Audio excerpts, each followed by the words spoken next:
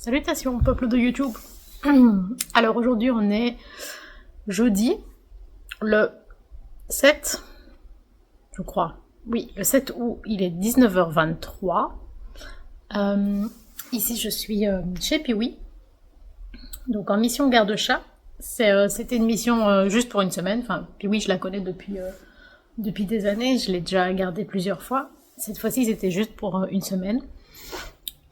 Aujourd'hui c'est le dernier jour, donc je voulais encore faire une dernière vidéo avec elle. Et je me suis pris un Fanta au cassis. J'aurais bien aimé me mettre sur la terrasse, mais je suis en train de charger mon GSM et je suis pas sûre que le fil soit assez long, donc bon, on va rester ici. Je dois juste vérifier qu'elle ne va pas manger les plantes. Et oui. Non. Viens mon cœur. Bon, je ne sais pas si je vais réussir à tourner cette vidéo, mais dans le pire des cas, je la commence et je la terminerai ailleurs, plus tard, je ne sais pas quand. Bref, aujourd'hui j'ai pris avec moi le Encore Tarot, donc de Ciro Marchetti, aux éditions Exergue. C'est un tarot qui se vend apparemment pour le moment à 26 €. Je pense que je l'ai eu un peu plus cher parce que je l'ai acheté à la librairie Entre Ciel et Terre. Enfin, librairie plus. C'est un magasin qui vend un peu de tout, un petit magasin ésotérique, qui est situé près de mon boulot, donc à Etterbeek à Bruxelles. Alors c'est un tarot qui ne me tentait pas du tout au début, que j'ai vu présenter, je crois, d'abord sur la chaîne de Célia. Il me tentait pas à la base parce que déjà sur la couverture on a cette espèce de masque vénitien. Et c'est pas quelque chose qui m'attire, c'est pas un univers qui me parle plus que ça. Donc je l'avais très vite mis de côté. Et en fait c'est par la suite, en voyant d'autres vidéos, que je me suis rendu compte que finalement cette ambiance était pas tellement présente, je trouve, dans le tarot, dans les illustrations. Qu'au final les illustrations étaient, je trouve, assez chouettes. Il est un peu vieilli, parce qu'il y a une sorte d'effet de peinture. Je pense que que ce sont des illustrations qui ont été faites à la main, dans lesquelles on a des incrustations de photos à certains endroits, et un effet peinture sur PC, il me semble. Après, je suis pas graphiste moi-même, donc peut-être que je raconte de la merde. Mais en tout cas, je trouve que l'ensemble du jeu n'est pas représenté par l'image de la couverture. Et j'ai vu des vidéos avec des illustrations qui me touchaient quand même pas mal. Donc je me suis dit pourquoi pas. Qu'est-ce que je peux vous dire? Donc le livret, il vient avec un livret comme ça qui est petit mais épais, avec une reliure collée. La boîte est comme ceci, avec un ruban rouge pour prendre les cartes plus facilement et un aimant. Et c'est un jeu de 82 lames, parce que donc, normalement dans le tarot c'est 78 lames, et il y a par suite une carte supplémentaire. Donc c'est un tarot qui date de 2021, en tout cas pour la traduction vers le français, donc c'est traduit par Charlène Ferrès. C'est le titre original, le Encore Tarot. En anglais, encore, ça veut pas dire la même chose qu'en français. Encore, ça veut dire un rappel. Donc dans le domaine du spectacle, c'est vraiment le bis, le fait de rappeler les artistes, de demander plus, d'applaudir à la fin. Donc je ne sais pas pourquoi ils l'ont pas traduit, parce que encore en français, enfin oui, on peut dire on en veut encore, mais on pense pas tout de suite au spectacle si on connaît pas le mot en anglais. Mais donc voilà. Je ne sais pas si c'est... je ne sais pas quelle est la langue de Ciro Marchetti à la base. Je ne sais pas si c'est l'anglais ou pas. Ou si c'est italien, ou... Enfin, j'en sais rien. Bref. Dans le livret, nous avons une introduction où on nous dit que le début de ce projet remonte à 2012. Il est signé en 2019, donc j'imagine qu'il est sorti dans sa version originale soit en 2019, soit en 2020. Ensuite, on nous parle des différentes personnes qui ont participé à la création. Et ensuite, on a des propositions de tirage. C'est les personnes justement qui sont présentées, qui proposent des tirages. Donc un tirage en 6 cartes, qui s'appelle le porteur de lumière, avec des exemples d'interprétation. Un tirage en 4 cartes, qui est un tirage rapide. Et un tirage de la nouvelle lune, en 5 cartes. Ce que je me suis fait comme réflexion, c'est que, je vous avoue, moi j'ai rarement l'occasion de vraiment me poser pendant 1 heure, 1 heure et demie, 2 heures pour faire un tirage. J'ai beaucoup plus facilement 10-15 minutes par-ci par-là. Et donc je m'étais fait la réflexion, est-ce que ce serait pas intéressant plutôt que de toujours se dire je ferai ce gros tirage quand j'aurai 2 heures devant moi, ce qui n'arrive jamais, se dire ok, ce tirage est composé de, je sais pas, 5 cartes, et ben pendant 5 jours je vais tirer une des 5 cartes et voir au final, une fois que j'aurai tiré les 5 cartes, voir ce que ça me raconte dans le global. Vous allez me dire que c'est très différent de tirer une carte de temps en temps que de faire un tirage où on est concentré de A à Z, mais j'ai l'impression que ça peut quand même être intéressant comme approche.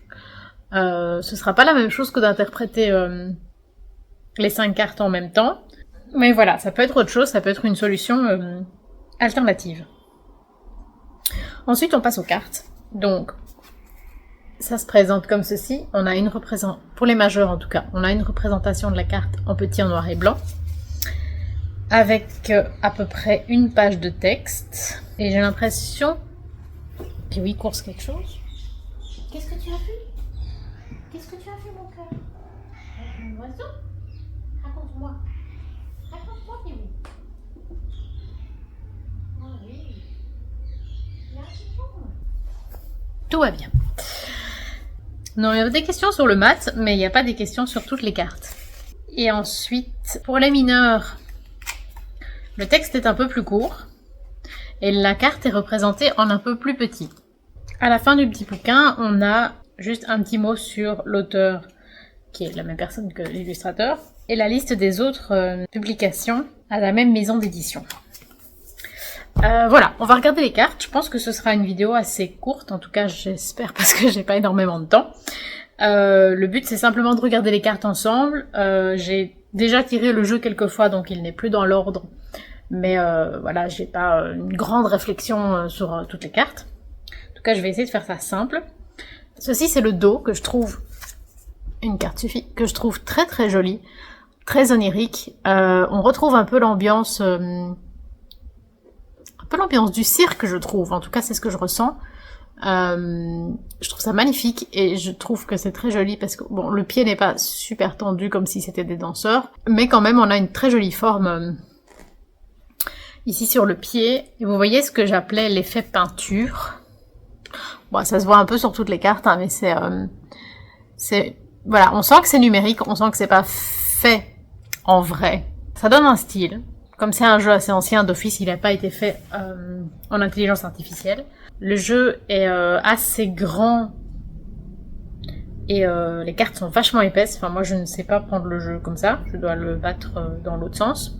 Les tranches sont rouges métalliques et les cartes sont de bonne qualité. Enfin, bien que non. Là, comme je les maltraite un peu, elles plient quand même, mais elles retrouvent bien leur forme. On voit pas à travers, enfin je pense pas. Non. Allons-y. Donc on commence avec le 6 d'épée. C'est, je trouve, une très très belle carte que j'ai tirée lors de l'un de mes tirages, qui m'a beaucoup étonnée et un peu bouleversée, je vous avoue.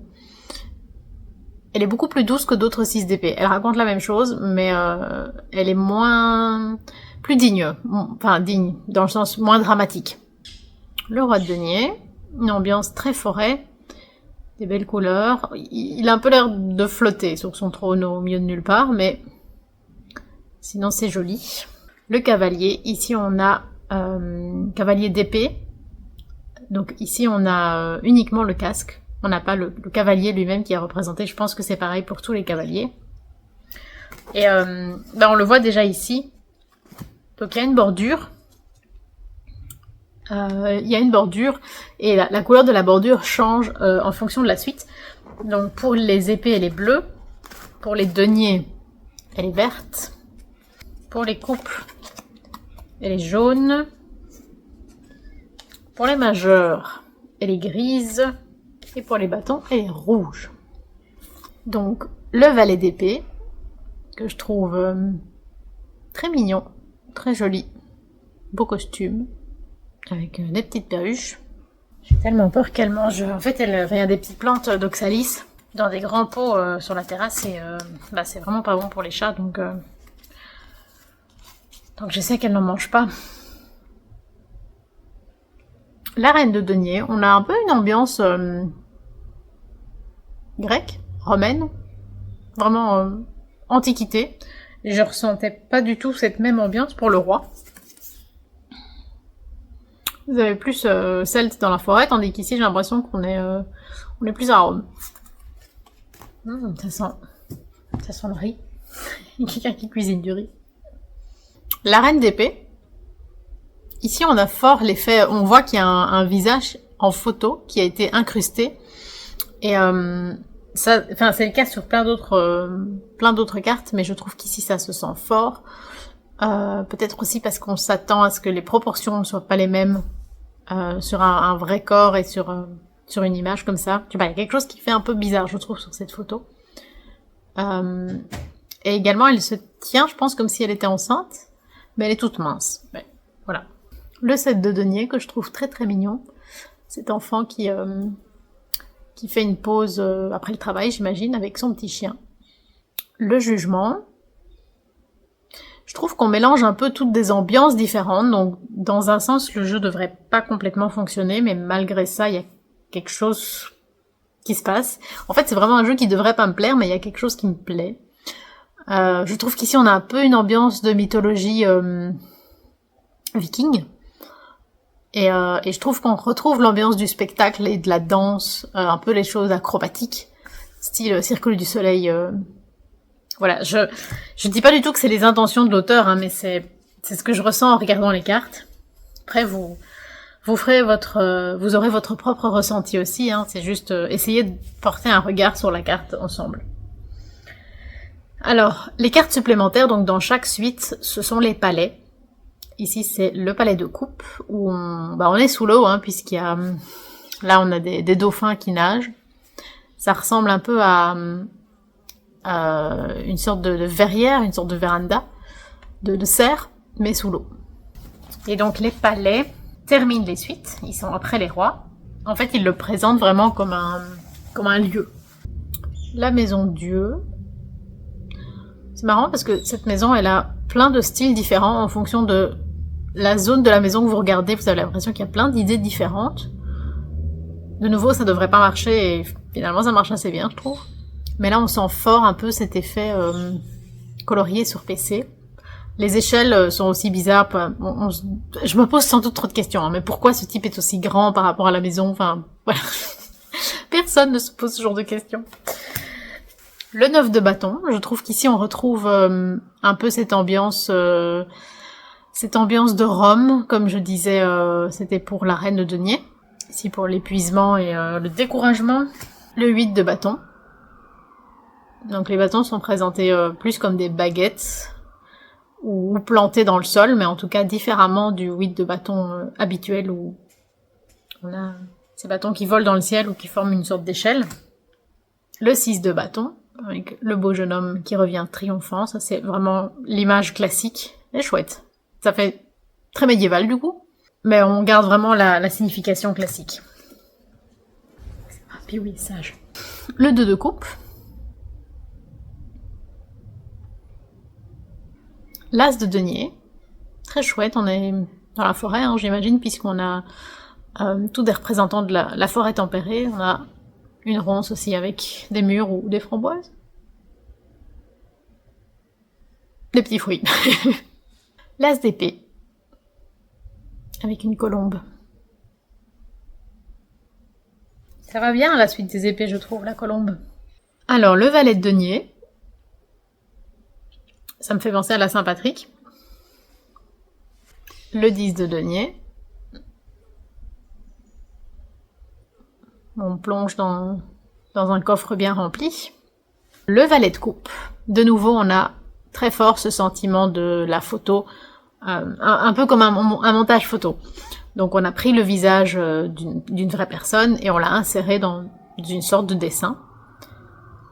Je dis pas que c'est pas bien, je dis simplement que ça me frappe et que voilà, ça fait partie du style. Il faut avoir conscience que c'est présent sur beaucoup de cartes.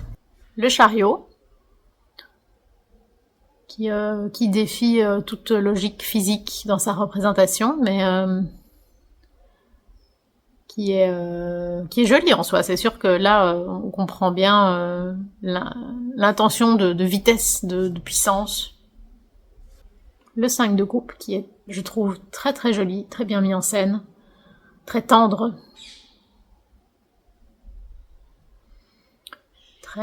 C'est une carte qui se vit... c'est une carte très intérieure, hein, le 5 de coupe. Très silencieuse. Le 4 de coupe, où il y a peut-être moins cette notion d'ennui. On garde la foi. J'ai l'impression que le gars, en tout cas, il est en train de prier, il est en train de regarder vers le ciel, vers la lumière. Donc on a peut-être plus une notion d'attendre et d'espérer, plutôt que le découragement qu'on a en général dans le 4 de coupe. Le 9 de denier, où on est un peu dans une ambiance presque steampunk avec le costume de la dame est extraordinaire, hein, avec le casque et les ailes comme ça, c'est plein d'imagination. Bon, j'aime pas trop la notion d'un rapace maintenu en captivité, mais c'est souvent le cas dans le 9 de denier. Alors le 8 de denier, qui est beaucoup plus intellectuel que ce qu'on voit d'habitude. Hein. D'habitude, c'est vraiment l'artisan, le travail des mains, le travail pratique. Ici, c'est un intellectuel. Mais ça rappelle aussi que le 8 de denier, c'est pas que faire quelque chose de ses mains. C'est, je pense, être passé maître dans la maîtrise de son art, quel qu'il soit. L'étoile, que je trouve un brin SF et un peu trop sexy, trop sexualisé à mon goût. Il y a beaucoup d'imagination pour les costumes. Bon exemple, la reine de bâton. On dirait un costume que porterait une chanteuse d'un groupe style Within Temptation. Ça lui irait bien. Alors, le chevalier de bâton. Comme je vous disais, à chaque fois, on a uniquement le casque. Si on voit que le casque a des cornes, moi ça me fait penser au Minotaure, mais bon, c'est par rapport à mon groupe à moi, puisqu'on a une chanson qui s'appelle le Minotaure. Le 6 de coupe, qui est très chouette, très mignon. C'est clair que les balançoires, pour moi, ça représente bien un souvenir d'enfance tendre et léger. Le roi de coupe, il a l'air un peu triste, mais pas d'une manière négative, plus de... Vous savez, le fait de... quand on a vu beaucoup de choses, forcément, tout n'est pas rose. Vraiment, une espèce de tristesse qui vient avec la sagesse. La reine de coupe, qui est superbe. Ça me fait un peu penser à la robe de... Sailor Moon quand elle est en sérénité. C'est pas la vidéo la plus recherchée. Hein. Alors, le cavalier de coupe avec des bébés de la mer. Ici, on a de nouveau un casque, mais il est tellement artistique que si j'avais pas su que c'était un casque via les autres chevaliers, je suis pas sûre que j'aurais tout de suite compris que c'était un casque. Le 3 de coupe, où on retrouve un peu cette ambiance de Venise, mais c'est finalement jusqu'à présent une des seules cartes, où en tout cas on retrouve l'intention de la fête. L'empereur, ici on retrouve un peu cette énergie de Rome. Je vous dis, j'ai vraiment l'impression que c'est un jeu qui va dans tous les sens. Donc, ça devrait pas du tout me plaire. Je devrais pas l'aimer et... Je sais pas, je l'aime bien au final. L'impératrice. Avec un peu de tout, avec un cygne, des petits champignons, des œufs, un grand fauve. C'est pas ma vision de l'impératrice, parce que moi j'ai appris le Marseille avant d'apprendre le Rider-Waite, donc je vois l'impératrice beaucoup plus comme une intellectuelle et moins comme une maman. Même si une maman peut être une intellectuelle, hein, j'ai pas dit ça, mais vous voyez ce que je veux dire. Mais je trouve la carte très jolie. Ça fait un peu aussi Art Nouveau, hein, c'est cette structure, cette arche toute ronde derrière elle, c'est très joli. Alors le 2 de bâton qui est très mystérieux avec ces deux boîtes, on a une clé, mais c'est fort différent des autres 2 de bâton, je trouve. Le pendu, où de nouveau je ressens cette ambiance forcément de cirque, de mise en scène, de grand spectacle, vraiment ambiance Cirque du Soleil. Et c'est intéressant l'idée d'avoir un sablier mais qui est renversé, donc qui est en attente. L'as de bâton avec des dragons, très belle forêt. C'est chouette de retrouver de la nature pour les bâtons, c'est pas toujours le cas. La force. J'aime pas trop l'idée de monter un lion. Je comprends l'idée, mais voilà, moi ça, c'est pas ma force préférée. Le 6 de denier.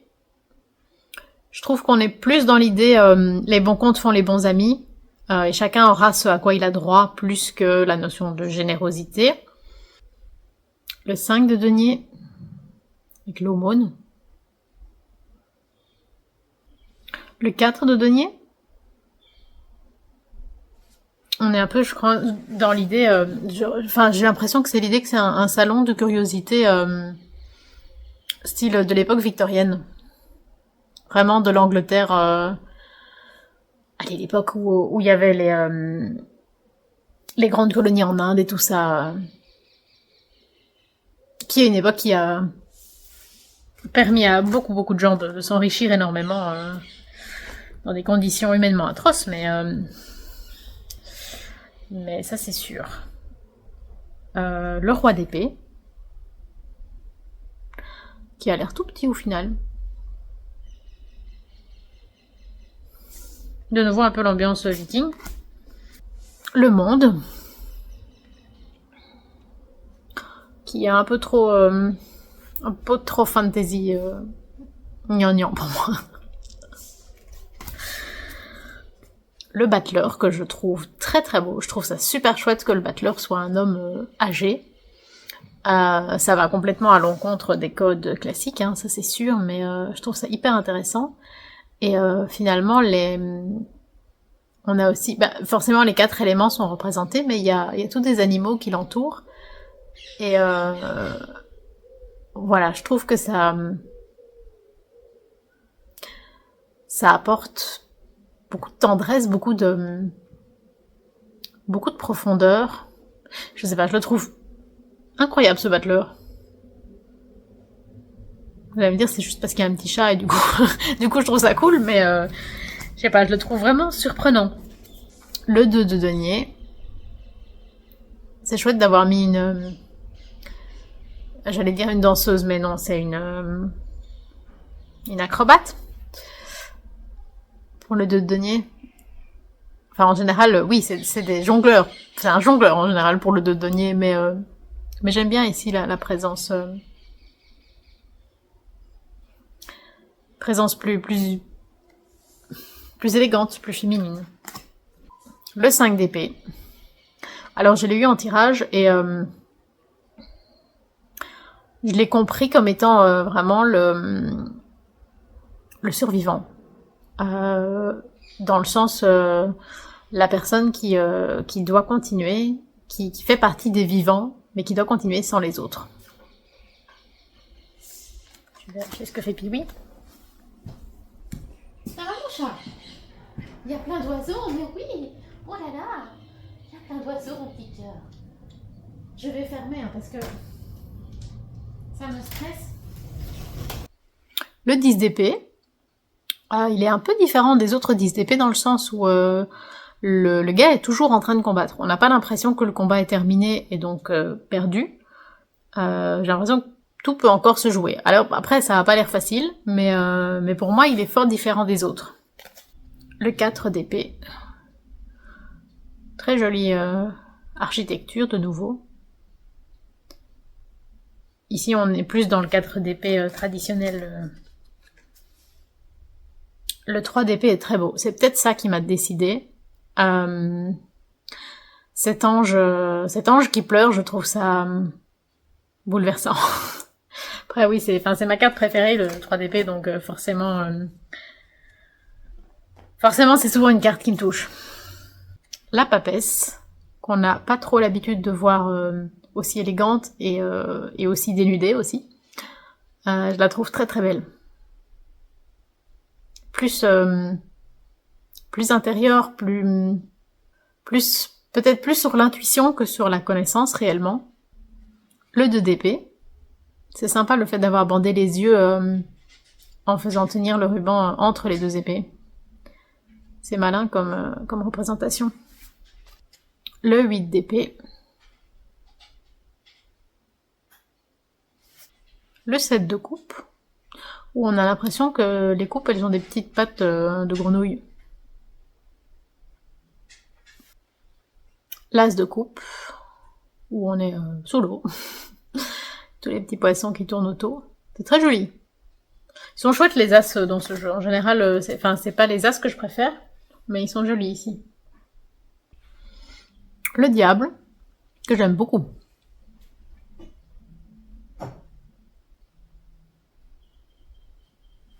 La tempérance. Elle est moins concrète que d'autres tempérances. Je crois que je préfère quand il y a vraiment cette notion de verser, plutôt que ici c'est plus éthéré, on va dire. Ça va, oui. Tu viens dire bonjour. Ah, regarde, petite boule. Oh.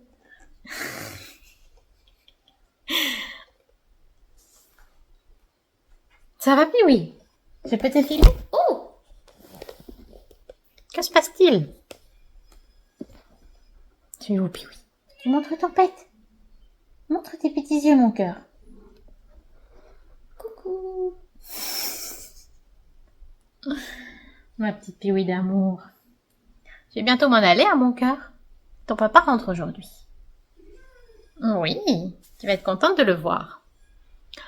Alors le 9 de coupe, je trouve qu'on dirait trop Perceval à la taverne. C'est rigolo, non? Alors pour le mat, on retrouve le fameux masque qui est sur la couverture, avec un peu une notion de village médiéval quand même. Enfin, on mélange un peu différentes ambiances sur ce mat. Hein, puis oui, tu viens faire des bisous. Le 10 de coupe, alors ça c'est pas du tout ma came, c'est vraiment typiquement le genre de truc qui moi me touche pas du tout, mais voilà. Ça a le mérite d'exister et je suppose que ça touche des gens, mais moi c'est pas mon cas. Le palais de denier, perdu dans la forêt, c'est très mignon, hein, avec une petite bébête là qui ronge une plante. Le 9 d'épée que je trouve très beau, très gothique. C'est aussi une carte qui me touche beaucoup, le 9 d'épée. Le 10 de bâton, où on retrouve bien la notion de travail. Enfin, vous allez me dire, le 10 de bâton, il y a toujours la notion d'un travail trop dur, ça évidemment, mais ça me fait plus penser à un travail matériel, donc vraiment lié au denier, lié à la matière, plus qu'une notion abstraite. Le palais de bâton, qui est tout en verrière, avec des dragons. Le roi de bâton, qu'il faut pas emmerder.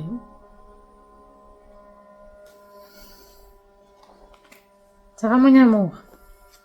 Puis oui. Le 7 d'épée, je le trouve super bien mis en scène.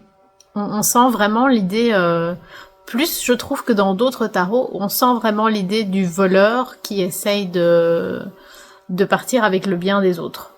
Je trouve qu'il est vraiment très très bien mis en scène. Il est plus clair dans son propos que beaucoup d'autres sets d'épée. Cavalier de denier.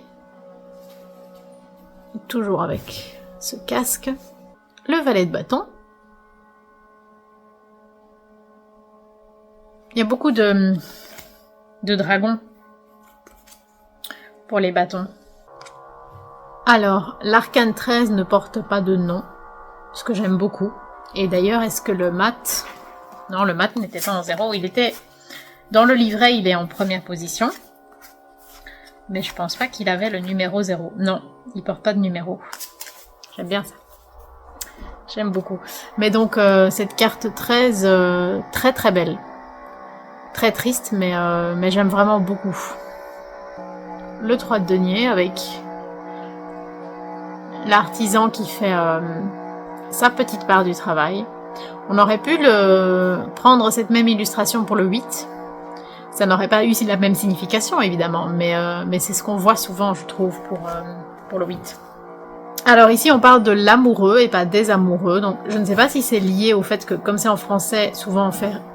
Allez, dans une traduction française, on peut ramener les mots du Marseille plutôt que les mots du Rider-Waite parce qu'on se dit que c'est comme ça qu'on met le tarot en français. Je ne sais pas comment c'était dans la traduction, dans la version originale. Mais voilà, en tout cas, on représente deux personnes qui ont l'air de s'aimer, donc comme le Rider, mais il y a écrit l'amoureux, donc comme le Marseille. J'espère que ça fait pas trop de bruit. C'est le bac de Pee-wee, c'est un bac de l'espace qui tourne et qui se nettoie tout seul... avec de la litière agglomérante. Mais ça fait beaucoup de bruit.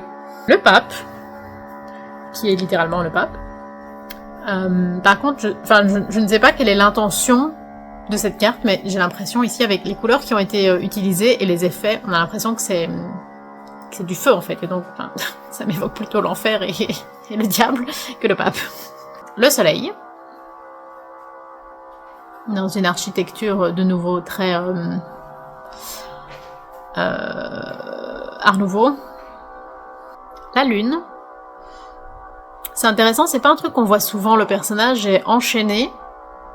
Donc une main enchaînée au chien, une main enchaînée au loup. Il y a une des mains qui s'est défaite. C'est pas une représentation qu'on voit souvent. J'ai un cheveu. Intriguant. Le 7 de bâton. Qui nous dit « You shall not pass ». Il le dit, hein, vous êtes d'accord. Le 5 de bâton. J'ai l'impression que ce 5 de bâton, il raconterait plus... genre, l'union fait la force, donc style 3 de denier, que chacun veut parler en même temps, enfin tout le monde parle en même temps parce que personne ne se met d'accord. Le 4 de bâton, qui est un peu inhabituel aussi, avec peut-être plus une notion de la bulle sacrée, un endroit en particulier où on se sent bien, où on se sent chez soi, et qui est enfermé dans toute l'horreur du monde. C'est le seul endroit où ça va, en gros. Moi, c'est ce que je ressens en voyant la carte. Le 3 de bâton, qui est très très beau, où on est vraiment... on est parti à l'aventure, hein, on est sur la mer. Après, peut-être que ce visage nous propose l'idée que c'est une projection, que c'est un rêve, un idéal, un fantasme, je ne sais pas. J'aime bien aussi la mouette.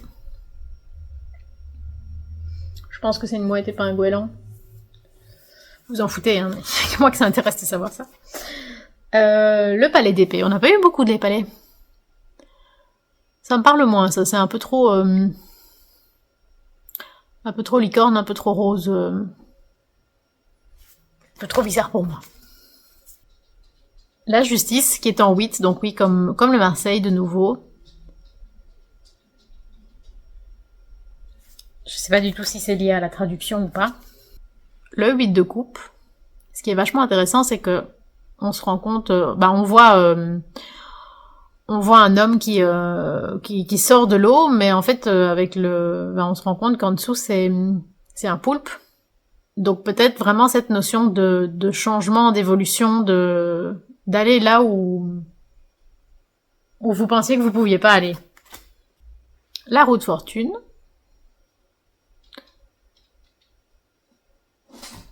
Ça va, ma oui. Tu viens explorer, tu viens voir ce qui se passe. Et l'ermite. Que je trouve... Oh, tu fais bouger le téléphone, mon petit cœur. Que je trouve très beau, mais par contre, j'ai pas eu l'impression d'avoir les 4 palais. Attendez, on en a un. Ou alors j'étais vraiment à la ramasse. Donc on a eu les bâtons, les épées, les deniers. Bah si, je pense qu'on les a tous eus. Je suis vraiment à la ramasse. J'allais dire, oh mon Dieu, je vais devoir contacter l'éditeur parce que mon jeu n'est pas complet. J'imaginais que j'avais déjà perdu des cartes, je ne sais où. Que je sais déjà plus où j'ai fait mes tirages. Mais on l'a eu, le palais des coupes. Ça, je suis sûre qu'on l'a eu. Je me souvenais pas des autres, mais je me souviens de celui-là. Ouais. Bon, je vous les remontre, comme c'est les cartes spéciales spécifiques au jeu. Donc voilà, le palais de coupe, le palais de denier, le palais de bâton, le palais d'épée. Voilà, c'est assez spécial comme carte, mais voilà, c'est un ajout, une particularité de ce jeu. Est-ce que je vous tire une carte? 20h15, je suis complètement à la bourre. Je vais quand même vous tirer une petite carte. Comme ça, vous voyez aussi à quoi ressemble le texte qu'on peut avoir dans le livret. Hop. Les cartes sont pas faciles à faire un shuffle parce que elles sont quand même assez rigides et assez grandes. Donc c'est pas ce qu'il y a de plus simple.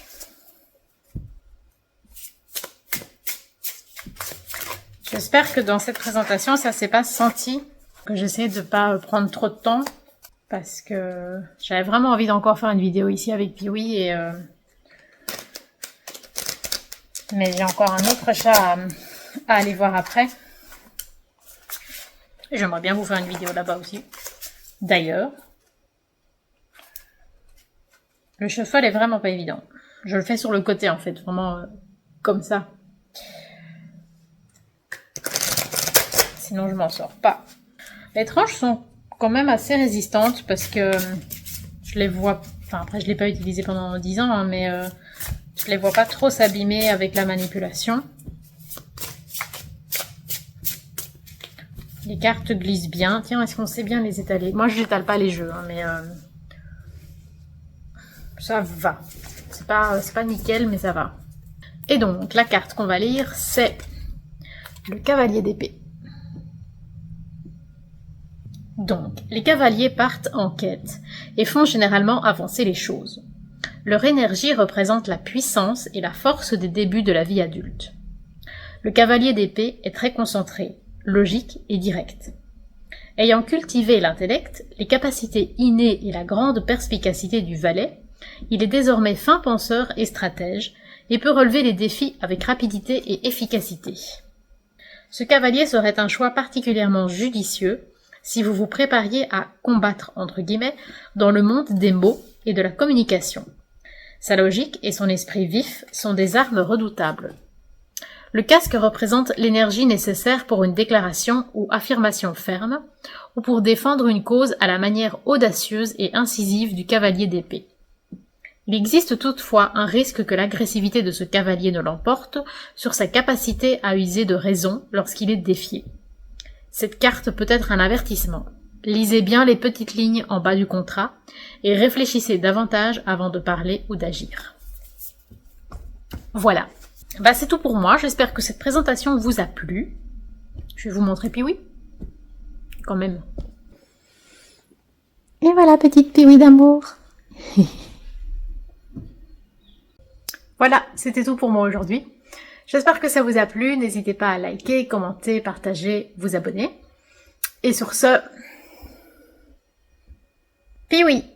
et moi, on vous souhaite longue vie et prospérité.